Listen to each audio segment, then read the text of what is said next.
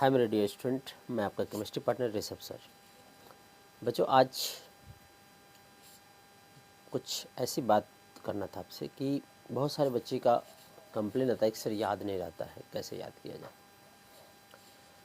तो सबसे पहली बात है कि आपके पास एक जिद होना चाहिए, एक पैशन होना चाहिए।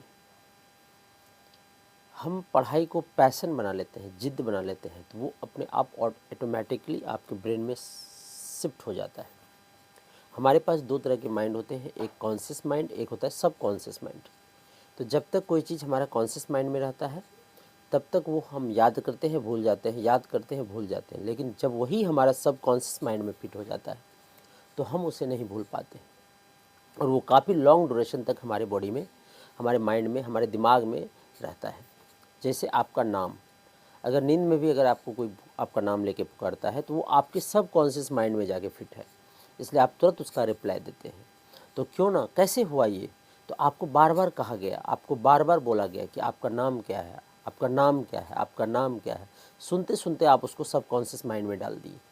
ठीक उसी प्रकार अगर हम पढ़ाई को भी अपना सब कॉन्शियस माइंड में डाल देते हैं तो बहुत आसान हो जाता है। कोई भी फार्मूला है उसको बार बार लिखिए, बार बार लिखने से, बार बार रिपीट करने से, बार बार बोलने से वो सब कॉन्शियस माइंड में जाता है। कोई भी डेफिनेशन है बच्चों, उसको बार बार लिखिए, बार बार बोलिए, बार बार बोलने से, बार बार लिखने से, बार बार डिस्कस करने से वो सब कॉन्शियस माइंड में जाता है।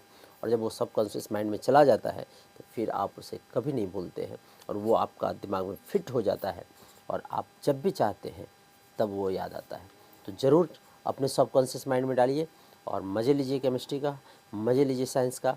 नया बैच लॉन्च हो रहा है उमंग्स का, बहुत बेहतरीन बैच है बच्चों, आपको मज़ा आ जाएगा केमिस्ट्री पढ़ के।